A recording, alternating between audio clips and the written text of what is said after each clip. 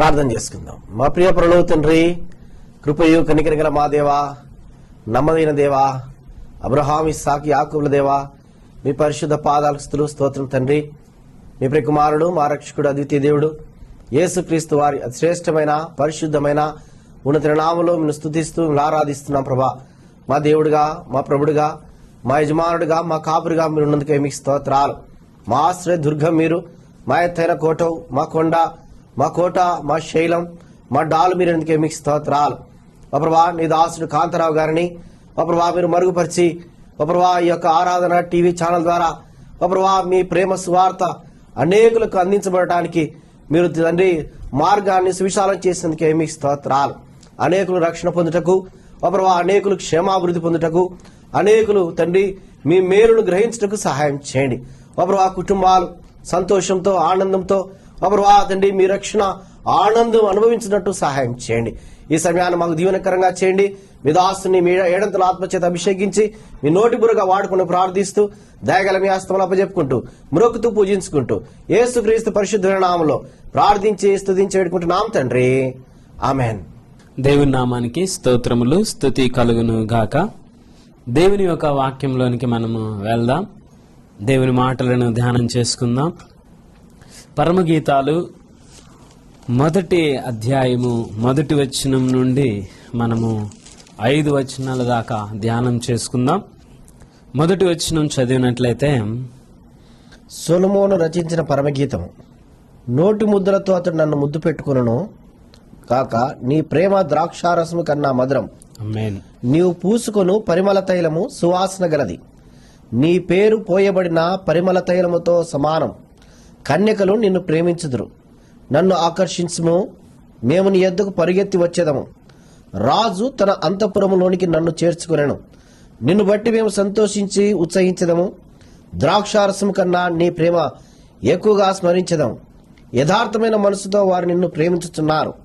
యెరూషలేము కుమార్తెలారా, నేను నల్లని దాననైనను సౌందర్యవంతురాలను.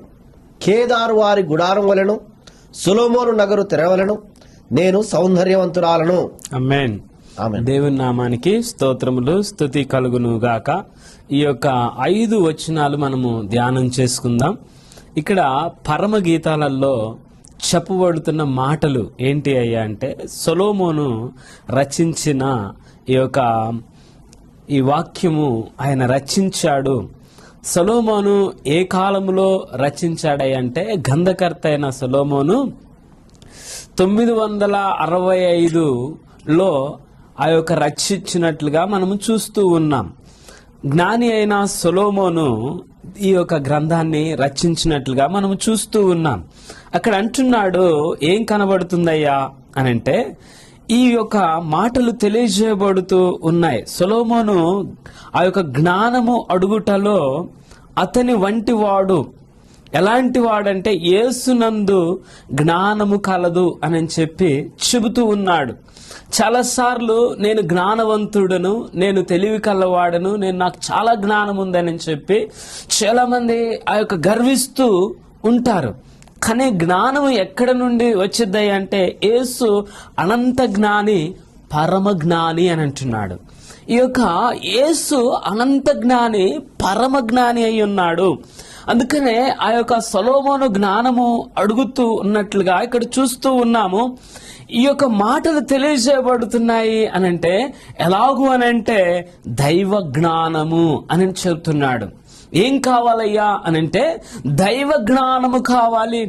రెండవది ఏం కావాలయ్యా అనంటే బైబిల్ జ్ఞానము కావాలి. మూడవది ఏం కావాలి అంటే ఈ లోక జ్ఞానము కాదు, దేవుని యొక్క జ్ఞానము కావాలి అని చెప్పి చెప్పబడుతూ ఉన్నాయి.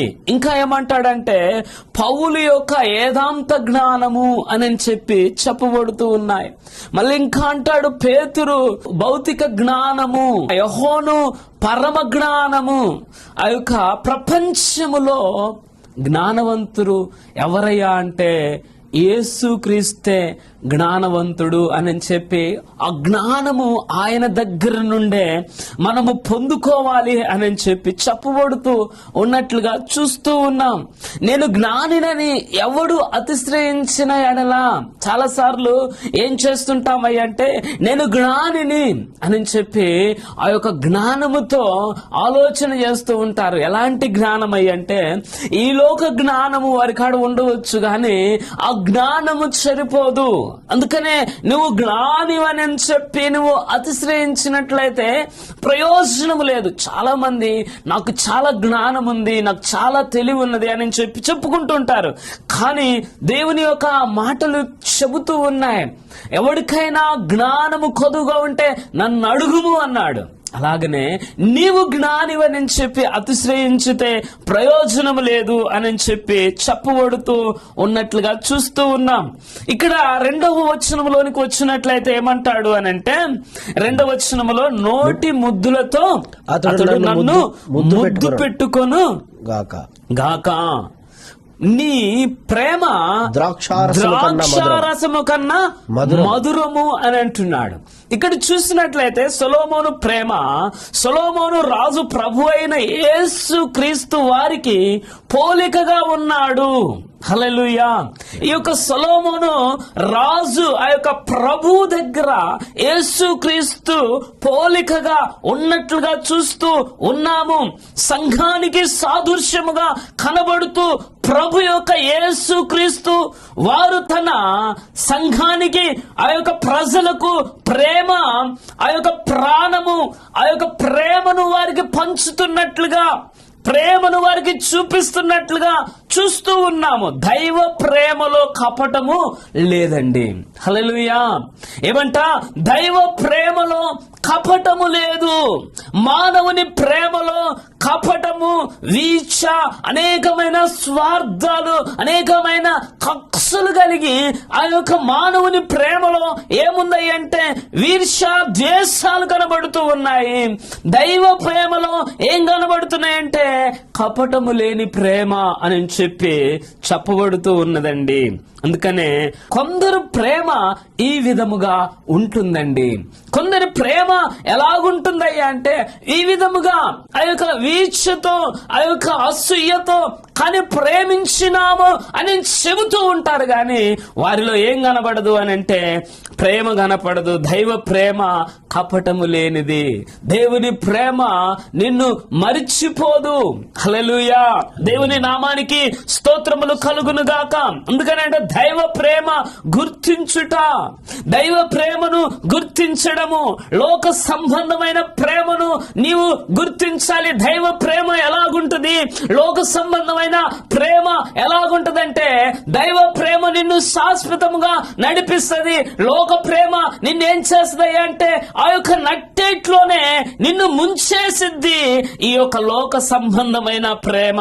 అందుకనే ఆ యొక్క ఇంకా మాట్లాడుతూ ఉంటాడు, ధనాన్ని బట్టి, కులాన్ని బట్టి ప్రేమిస్తూ ఉంటాడు. ఈయనకాడ ధనం ఎక్కువ ఉంటే ఆయనని ప్రేమిస్తూ ఉంటారు. లేకపోతే ఈయన నా కులం వాడండి, లేకపోతే ఈయన నాకు సంబంధించిన వాడండి అని ప్రేమిస్తూ ఉంటాడు. ఇంకా కపటము లేని ప్రేమ. హల్లెలూయా. ఏంటంట?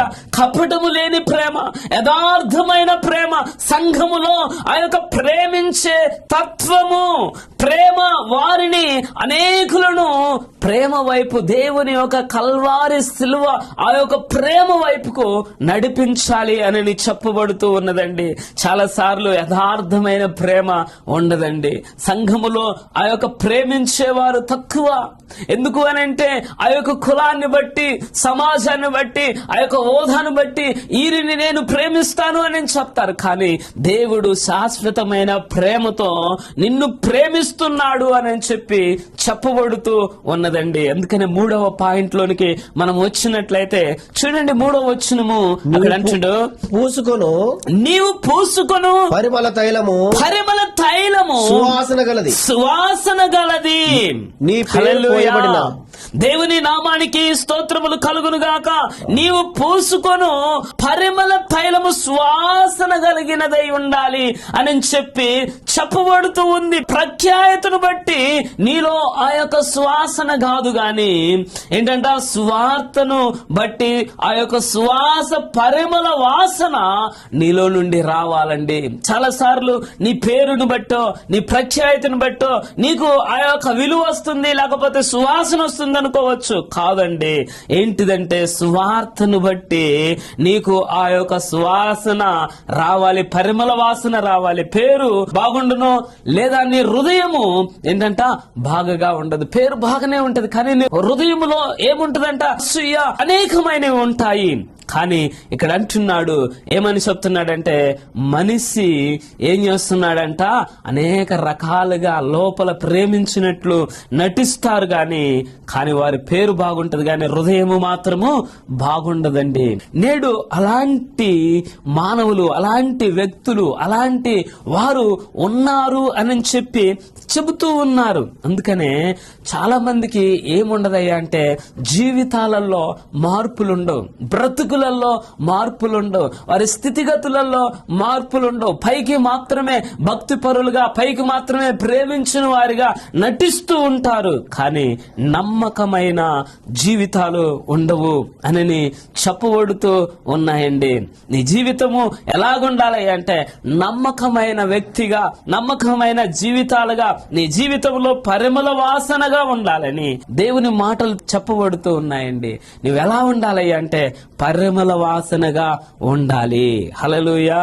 అందుకనే దేవునికి ఇష్టమైనది ఏందయ్యా అంటే నీ పేరు బట్టి కాదు గాని నీ హృదయంలో పరిమళ వాసనగా ఉంటే అది ఆయనకి కావాలి అని చెప్పి చెప్తున్నాడు. ఆయనకి ఇష్టమైనది, దేవునికి ఇష్టమైనది ఏందయ్యా అంటే నీలో ఆ యొక్క పరిమళ వాసన ఆయనకి కావాలి అని చెప్పి ఆయన చూస్తూ ఉన్నాడండి. దేవుని నామానికి స్తోత్రములు కలుగును గాక. అందుకనే 4వ పాయింట్ గా ఏం చెప్తున్నాడయ్యా అంటే 4వ వచనంలోనికి వచ్చినట్లయితే అక్కడ నన్ను ఆకర్షించుము, నన్ను ఆకర్షించుము, మేము నీ యొద్దకు మేము నీ యొద్దకు పరిగెత్తి వచ్చేదము.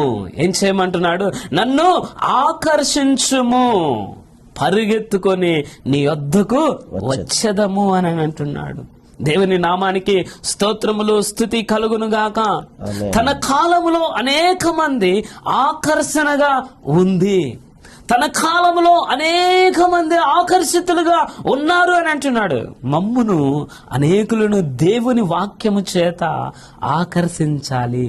మేము అనేకులను దేవుని యొక్క వాక్యము చేత ఆకర్షించే వ్యక్తులుగా, ఆకర్షించే ఒక నాయకులుగా, ఆకర్షించే ఒక సేవకులుగా చేయండి అని చెప్పి చెప్పబడుతూ ఉన్న మాటలండి. దేవుని వద్దకు తీసుకురావాలి. మనలో ఉన్న ఆసక్తి అనేకులను దేవుని మందిరములోనికి, దేవుని యొద్దకు నడిపించాలి, దేవుని వైపుకు తీసుకురావాలి, దేవుని యొక్క ఆకర్షణలోనికి అనేకులను లాగాలి. ఈ ప్రభు యొక్క మాటల వైపుకి, ఈ యొక్క వాక్యం వైపుకి, ఈ యొక్క ప్రార్థన వైపుకి అనేకులను ఆకర్షించే వ్యక్తులుగా ఉండాలి, ఒక నాయకులుగా నీవు ఉండాలి అని అంటున్నాడు. కొన్ని కారణాలు చూడండి, కొన్ని రకాలుగా ఉంటాయి. దేవుడు పాపిని ఏం చేస్తాడంట? ఆకర్షిస్తాడు. ఎవరిని ఆకర్షిస్తాడంటే దేవుడు పాపిని ఆకర్షిస్తూ ఉంటాడు. దేవుడు ఆ యొక్క లోకము యొక్క ఆకర్షణ, దేవుడు ఏం చేస్తాడంటే పాపిని ఆకర్షిస్తాడు. పాపి ఏం చేస్తాడంటే లోకమును ఆకర్షిస్తూ ఉంటాడు. లోకములో ఉన్న ఆ పాపమును, లోకములో ఉన్న ప్రతిదానిని ఆకర్షణ. కానీ దేవుడు ఏం చేస్తున్నాడంటే పాపిని ఆకర్షిస్తున్నాడు. ఎందుకయ్యానంటే దేవుని మందిరంలోనికి రావడానికి, దేవుని యొక్క సన్నిధానంలోనికి రావడానికి, దేవుని యొక్క చిత్తములోనికి, దేవుని యొక్క ప్రణాళికలోనికి, దేవుని యొక్క ఉద్దేశంలోనికి ఒక పాపిని ఆకర్షిస్తే వాడు మార్చబడి వాడు దేవుని కొరకు అనేక రీతులుగా నిలబడతాడు. హల్లెలూయా. దేవుని నామానికి స్తోత్రములు కలుగును గాక. అందుకని అంటాడు అందము యొక్క ఆకర్షణ. చాలా సార్లు అందము యొక్క ఆకర్షణలోకి వెళ్ళిపోతాం. లోకము ఆకర్షణలోనికి వెళ్ళిపోతాం. ఎవరైనా అందముగా కనబడ్డప్పుడు యవనస్తులు చూసినట్లయితే ఆ యొక్క యవనస్తులు ఏం చేస్తుంటారు అంటే, ఈ యొక్క అమ్మాయి చాలా అందంగా ఉన్నది అని చెప్పి ఆ యొక్క అందము వైపుకే పరిగెత్తుతూ ఉంటాడు. వాని జీవితము, వాని బ్రతుకు, వాని ఆలోచన, వాని స్థితిగతులన్నీ కోల్పోయి అందము వైపుకు ఆకర్షితుడైపోయి వాని జీవితాన్ని వాడే నాశనం చేసుకుని కోల్పోతూ ఉంటాడు. దేవుని బిడ్డలారా, ఈరోజు ప్రభు మాట్లాడుతున్నాడు. ప్రియ యవన చెల్లెలు, యవన తమ్ముళ్ళు, దేవుడు మాట్లాడుతున్న మాటలు ఏంటిదంటే, నీవు ఒకవేళ అందం వైపుకు ఆకర్షించి నీ జీవితాన్ని పాడు చేసుకుంటే, ఆ యొక్క అందం వైపుకు నీవు పరిగెత్తి నీ యొక్క జీవితాన్ని కోల్పోతే, నీ జీవితాన్ని నష్టం చేసుకుంటే, అటువంటి అందము మోసకరము, సౌందర్యము వ్యర్థము అన్నట్లుగా ఆ యొక్క అందము వైపుకు నీవు ఆకర్షితుడిగా కాకుండా దేవుని ఒక వాక్యం వైపుకు రా. ప్రభు యొక్క మాటల దగ్గరికి, ఆయన పాదముల దగ్గరికి నీ సమయాన్ని గడుపు. నీ యొక్క ప్రతిదాన్ని గడిపినప్పుడు ప్రభు నిన్ను ఏం చేస్తాడంటే ఉన్నతమైన స్థానంలో నిలబెడతాడు అని చెప్తూ ఉన్నాడండి. ఇంకా ఏమన్నా, పరిశుద్ధాత్మ ఆకర్షణ. ఏం కావాలయ్యా అంటే, పరిశుద్ధాత్మ ఆకర్షణలోనికి నువ్వు రావాలి. పరిశుద్ధాత్మ కిందికి నువ్వు రావాలి. అయ్యా, నీవు నన్ను ఆకర్షిస్తే, నీవు నన్ను అయ్యా నీ యొక్క పరిశుద్ధాత్మ కిందికి నీవు నన్ను నడిపిస్తే, నేను నా జీవితము, నా యొక్క బ్రతుకు, నా పాపపు యొక్క స్థితి నీ పాదాల దగ్గర ఉండి నీ పరిశుద్ధాత్మతో అనేకమైన ప్రాంతాలకు వెళ్ళి, అనేకమైన స్థలాలకు వెళ్ళి, అనేకమైన కార్యాలు చేయడానికి, ప్రభు కార్యాలు చేయడానికి, ప్రభు యొక్క ప్రణాళికను జరిగించడానికి ఏం చేయాలయ్యా అంటే పరిశుద్ధాత్మ ఆకర్షణ కిందికి రావాలి. ఇంకా ఏం చేయాలయ్యా అంటే వాక్యము యొక్క ఆకర్షణలోనికి రావాలి. ఎక్కడికి రావాలయ్యానంటే ఆ యొక్క యవన చెల్లెలు, యవన తమ్ముళ్ళు ఎక్కడికి రావాలయ్యానంటే ఆ యొక్క పరిశుద్ధాత్మ ఆకర్షణలోనికి, దేవుని యొక్క వాక్యము అనే ఆకర్షణలోనికి నీవు రావాలి. ఈ యొక్క ఆకర్షణ ఎలాంటిదయ్యానంటే, దేవుని యొక్క మార్గములోనికి నిన్ను నడిపించడానికి శాశ్వతమైన ప్రేమను ఆయన నిన్ను ప్రేమిస్తున్నాడు గనక నీవు ఇటువంటి ఆకర్షణలోనికి రావాలని దేవుని మాటలు తెలియజేయబడుతున్నాయి. లోకపు ఆకర్షణలోనికి పోతే నీకు చాలా ప్రమాదం ఉన్నది. లోకపు యొక్క ఆకర్షణలోనికి వెళ్తే నీ యొక్క జీవితము నష్టపోతుంది, నీ బ్రతుకు నష్టపోయింది, నీ స్థితిగతి నష్టపోయింది. దేవుని యొక్క ప్రణాళిక ప్రకారంగా రావాలి అని చెప్పి పరిశుద్ధాత్మ ఆకర్షణ కిందికి రావాలి అని, దేవుని యొక్క వాక్యము యొక్క ఆకర్షణలోనికి నువ్వు రావాలి అని చెప్పి చెప్పబడుతూ ఉందండి. లోకము, లోక కారణాలు అనేక రకాలుగా, అనేక రీతులుగా ఉంటాయి. నిన్ను అనేక రకాలుగా ఇబ్బందులు పెడుతూ ఉంటాయి, అనేక రకాలుగా నిన్ను మోసము చేస్తూ ఉంటాయండి. కానీ దేవుని యొక్క మాటలు తెలియజేయబడుతూ ఉన్నాయి. చూడండి, 5వ పాయింట్ గా మనం వచ్చినట్లయితే, సొలొమోను రాజు యొక్క అంతఃపురములో ఉన్నాడు. చూడండి, ఆ కింద భాగం, రాజు తన అంతఃపురములోనికి నన్ను చేర్చుకొనును, నిన్ను బట్టి మేము సంతోషించి ఉత్సహించెదము. దేవుని నామానికి స్తోత్రములు కలుగును గాక. దేవుని బిడ్డలారా, ఇక్కడ అంటున్నాడు, సొలొమోను రాజు యొక్క అంతఃపురములో ఉన్న అనుభవాలను చాలా గొప్పవి. మన పరలోక రాజు యొక్క ఏంటంట, ఈ యొక్క పరలోకపు యొక్క రాజు యొక్క అంతఃపురమును చూడండి. దేవుని బిడ్డలారా, రాజు యొక్క అంతఃపురము, దేవుని నామానికి స్తోత్రములు కలుగును గాక. ఇక్కడ అంటున్నాడు, దేవుని యొక్క అంతఃపురము, పరలోకపు యొక్క అంతఃపురము. ఆ యొక్క పరలోకము, దేవుని యొక్క అంతఃపురము, పరలోకపు యొక్క అంతఃపురము, సంఘమే అంతఃపురము, దేవుని సన్నిధే అంతఃపురము, సహవాసమే అంతఃపురము, ప్రార్థన గోపురమే అంతఃపురము, దేవుడు ఉండే స్థలమే అంతఃపురము అని చెప్తున్నాడు. నీవు ఎక్కడ జీవిస్తూ ఉన్నా, ఏ ఒక అంతఃపురములో జీవిస్తూ ఉన్నావో నీవు జ్ఞాపకం చేసుకోవాలి. నీవు ఎలాంటి అంతఃపురములో జీవిస్తున్నావు? అందుకనే ఆయన అంటున్నాడు, దేవుని యొక్క అంతఃపురములోనికి నీవు రావాలి. ఈ లోకములో ఉన్న అంతఃపురము కాదు, లోకములో ఉన్న దేని జోలికి నీవు వెళ్లకుండా దేవుని యొక్క అంతఃపురములోనికి, పరలోకపు యొక్క అంతఃపురములోనికి, సంఘమే అంతఃపురము, సంఘములో చేర్చబడాలి. చాలా మంది సంఘానికి రావడానికి ఇబ్బందులు పడుతూ ఉంటారు. చాలా మంది సంఘము అని అంటే ఏం చేస్తారయ్యా, సంఘం అనే అంతఃపురంలోనికి రావడానికి ఏం చేస్తారంటే మేము రామండి అని అంటారు. ఎందుకయ్యా అని అంటే వారు మాకు అక్కడ ఆ యొక్క సంతోషం లేదు, సమాధానం లేదు, నెమ్మది లేదు, ఎంజాయ్మెంట్ లేదు. మేము ఇక్కడ ఈ లోకంలో తిరిగితే, లేకపోతే ఇక్కడ టీవీల దగ్గరనో, లేకపోతే ఇక్కడ మాటల దగ్గరనో ఉంటే మేము ఎంజాయ్గా ఇక్కడ ఈ యొక్క అంతఃపురంలో ఉంటామని అంటారు. కానీ దేవుని యొక్క సంఘం అనే అంతఃపురంలోనికి వస్తే నీ జీవితం కట్టబడుతూ ఉంది, నీ బ్రతుకు కట్టబడుతూ ఉంది, నీ స్థితిగతులు కట్టబడుతూ ఉన్నాయి. హల్లెలూయా. అందుకని అంటాడు, దేవుని సన్నిధి అనే అంతఃపురంలోనికి పరిగెత్తాలి, సంఘములోనికి పరిగెత్తాలి, దేవుని యొక్క సన్నిధిలోనికి పరిగెత్తాలి. సహవాసము, దేవుని యొక్క బిడ్డలతో సహవాసం కలిగి ఉండు, దేవుని యొక్క సేవకులతో సహవాసం కలిగి ఉండు, ఆ యొక్క పరిచర్యలో సహవాసం కలిగి ఉండు. అనేక ప్రాంతాలకు దేవుని సువార్తను వెదజల్లుతూ ఉన్నప్పుడు నీవు సహవాసము కలిగి అటువంటి అంతఃపురములోనికి వెళ్ళు. అలాగనే అంటాడు, ప్రార్థన గోపురం అనే అంతఃపురములోనికి, అయ్యా కొంత సమయము ప్రార్థన చేసుకుందాము, కొంత సమయము ప్రార్థనలో గడుపుదాము అన్నప్పుడు ఆ యొక్క ప్రార్థన గోపురం అనే అంతఃపురములోనికి నీవు సమయమును గడపాలి. చాలా మందికి అర్థం కాదండి. లోకములో మాటలు మాట్లాడుకోవడానికి, అనేక రకాలుగా జీవించడానికి, నవ్వుకోవడానికి, వాటన్నిటికీ సమయం ఉంటుంది. కానీ దేవుని యొక్క ప్రార్థన అనే గోపురము అంతఃపురంలోనికి పోవడానికి మాత్రము సమయం ఉండదు. ఎప్పుడు ఆ సమయం వచ్చిందంటే వానికి బాగలేనప్పుడు, అనారోగ్యంగా ఉన్నప్పుడు, ఇబ్బందులలో ఉన్నప్పుడు, అప్పులలో ఉన్నప్పుడు, సమస్యలలో ఉన్నప్పుడు, ఇంకా వానికి ఏరే మార్గము లేదు అన్నప్పుడు, అప్పుడు ప్రార్థన గోపురము అనే అంతఃపురము గుర్తుకు వస్తుంది. అయ్యా నా కొరకు ప్రార్థన చేయ్యా, నా కొరకు ఆ యొక్క రీతిలో ఆ యొక్క కన్నీరు కారువు, అప్పుడు నేను ప్రార్థనకు వస్తాను అని చెప్తూ ఉంటారు దేవుని బిడ్డలారా. అందుకని దేవుడు ఉండే స్థలమే అంతఃపురము. దేవుడు నీ హృదయములోనే ఉంటాడు. నీ హృదయం అనే దేవుని యొక్క ఆలయాన్ని పవిత్రపరచుకో, పవిత్రంగా ఉంచుకో. దేవుని కొరకు కొంత సమయాన్ని ఆయనకి ఇవ్వు. అప్పుడు దేవుడు నీ జీవితంలో గొప్ప కార్యములు జరిగిస్తాడండి. హల్లెలూయా. అందుకనే 6వ ఆ యొక్క పాయింట్ గా మనం ఏం చెప్తున్నాము అని అంటే, అంతఃపురములో ఆనందము. ఏంటంట? అంతఃపురములో ఆనందము. సంఘములో నిన్ను బట్టి ఎవరు ఆనందిస్తున్నారు?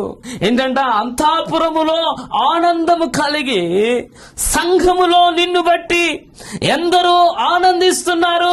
నిన్ను బట్టి ఎవరు ఆ యొక్క ఏడుస్తూ ఉన్నారు? నిన్ను బట్టి దేవునికి, సంఘానికి, సేవకునికి, సహోదరులకు ఆ యొక్క ఆనందము ఉన్నదా? సంతోషము ఉన్నదా? సమాధానం ఉన్నదా అని నీ దేవుని యొక్క మాటలు తెలియజేయబడుతూ ఉన్నాయి. అలాగున జాగ్రత్త పడాలి. సంఘములో కొందరు ఈ విధముగా ఉన్నారు, సంఘములో ఈ విధముగా ఉన్నారు. ఈ యొక్క అంతఃపురములో నిన్ను బట్టి ఎంతమంది ఆనందిస్తున్నారు, ఎంతమంది ఆ యొక్క ఏడుస్తూ ఉన్నారు. వీడు రాకపోయినా బాగుండు అంటే నీవు ఒకరికి ఇబ్బందికరంగా ఉన్నావా?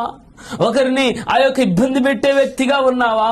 సంఘములో కావచ్చు, సమాజంలో కావచ్చు, కుటుంబంలో కావచ్చు, నీవున్న ప్రాంతంలో కావచ్చు, ఎక్కడైనా కావచ్చు, నీవు ఇబ్బందులు పెట్టే వ్యక్తిగా ఉంటే, నీవు అనేకులకు ఇబ్బందికరంగా ఉంటే, నీ మనసును మార్చుకో, నీ ఆలోచనను మార్చుకో, నీ తలంపును మార్చుకో. ఎందుకు అనంటే నీ ద్వారా ఒకరు ఇబ్బంది పడకూడదు, నీ ద్వారా ఒకరు సమస్యలలోకి వెళ్ళకూడదు, నీ ద్వారా అనేకులు ఇబ్బందులు పాల్గొకూడదు, నీ ద్వారా అనేకులకు మేలుకరంగా ఉండాలి, అనేకులకు దీవెనకరంగా ఉండాలి, అనేకులు ఆ యొక్క ప్రభు సన్నిధిలో నీ ద్వారా అనేకులు చేర్చబడాలి, కానీ అనేకులు విడిపోకూడదు, అనేకులు అక్కడి నుండి పారిపోకూడదు. ఏనొస్తే నేను రానండి అని అనకూడదు. నీ ద్వారా అనేకులు రావాలండి. అందుకని అంటున్నాడు, నిన్ను బట్టి సంఘానికి ఆ యొక్క వస్తారా? నిన్ను బట్టి సంఘానికి అనేకులు వస్తారా? నిన్ను బట్టి సంఘానికి దూరం అవుతారా? నిన్ను బట్టి సంఘములో పని జరుగుతూ ఉన్నదా? నీ ద్వారా ఆ యొక్క అనేకులు సంఘానికి వస్తారా? నీ ద్వారా అనేకులు సంఘములో చేర్చబడతారా?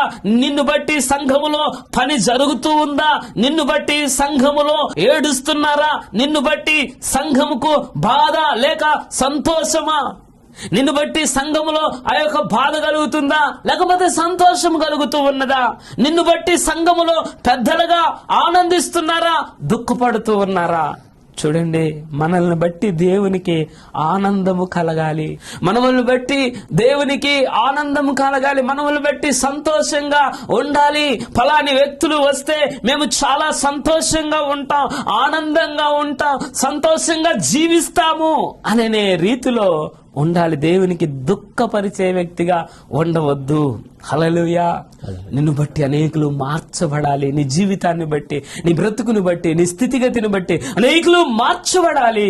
అందుకనే అంటున్నాడు 5వ వచనంలోనికి వస్తే 7వ పాయింట్ గా మనం చూసినట్లయితే 5వ వచనంలో అంటాడు, యెరూషలేము కుమార్తెలారా, యెరూషలేము కుమార్తెలారా, నేను నల్లని దానను సౌందర్యవంతురాలను కేదారు వారి గుడారం వలెను సొలొమోను నగరు తెరల వలెను నేను సౌందర్యవంతురాలను. హల్లెలూయా. దేవుని నామానికి స్తోత్రములు కలుగును గాక. ఇక్కడ ఏమనంటున్నాడంటే నేను నల్లని దానను సౌందర్యవంతురాలను అని ఎంత తేటగా చెప్పబడుతూ ఉన్నది అనంటే, ఎంత తేటగా చెప్పబడుతూ ఉంది. ఒకప్పుడు మన జీవితాలు నలుపుగా పాపములో ఉన్నాయి. ఏం చెప్తున్నాడంట? నల్లని దానను అంటే నలుపుకు అర్థం ఏందయ్యా అంటే పాపము. నీ జీవితము ఎలాంటిదంటే ఒకప్పుడు నీ జీవితము నలుపు అనగా పాపము, అంధకారము. యేసు ప్రభు నమ్మిన తరువాత తెలుపుగా సౌందర్యవంతురాలుగా అయిపోయావు. ఏమైపోయావంట? యేసుని నమ్మిన తరువాత తెలుపు అనగా సౌందర్యవంతురాలుగా ఉండాలి. మన ఆత్మీయ జీవితాలు వాక్యం, ఆ యొక్క వాక్యము ద్వారా సౌందర్యవంతురాలుగా ఉండాలి. లోకము మన ఆత్మీయ జీవితమును చూసి ఆ యొక్క నలుపు అనేది నీ జీవితంలో నుండి తొలగిపోయి యేసు ప్రభు నీ జీవితంలోనికి వచ్చాడు గనక అనేకులకు యేసు ప్రభు యొక్క ప్రేమను, యేసు ప్రభు యొక్క ప్రణాళికను నీవు చూపించాలి. ఇదే నలుపును తెలుపు ఉన్న అనుభవాలు. ఇటువంటివే ఆ యొక్క నలుపు నుండి తెలుపులోనికి వచ్చేది, సౌందర్యవత్రాలుగా అవేది. అనంటే ఎలాగూ అనంటే యేసు ఆ లోకములో ఉన్నప్పుడు, పాపములో ఉన్నప్పుడు, చీకట్లో ఉన్నప్పుడు నీ జీవితము ఆ యొక్క పాపములో కలిసిపోతుంది. యేసు ప్రభువుని ఎప్పుడైతే నీవు అంగీకరిస్తావో సౌందర్యవతురాలుగా నీ ముఖము, తేజస్సు, ప్రభు యొక్క తేజస్సు, ప్రభు యొక్క ప్రణాళిక నీలో ఉంటుంది కనుక నీ ముఖము ఎలాగుంటుందయ్యా అంటే సౌందర్యవతురాలుగా కనబడుతూ ఉంటుంది. అనేకులను ఆకర్షించే వ్యక్తిగా ఉంటావు, అనేకులను ప్రభు వైపుకు నడిపించే వ్యక్తిగా ఉంటావు. దేవుడు ఈ మాటలను నీ జీవితంలో వినికిడి చేసి ప్రభు కొరకు జీవించమని తెలియజేస్తున్నాను. God bless you. దేవుడు మిమ్మల్ని దీవించును గాక. ఆమేన్.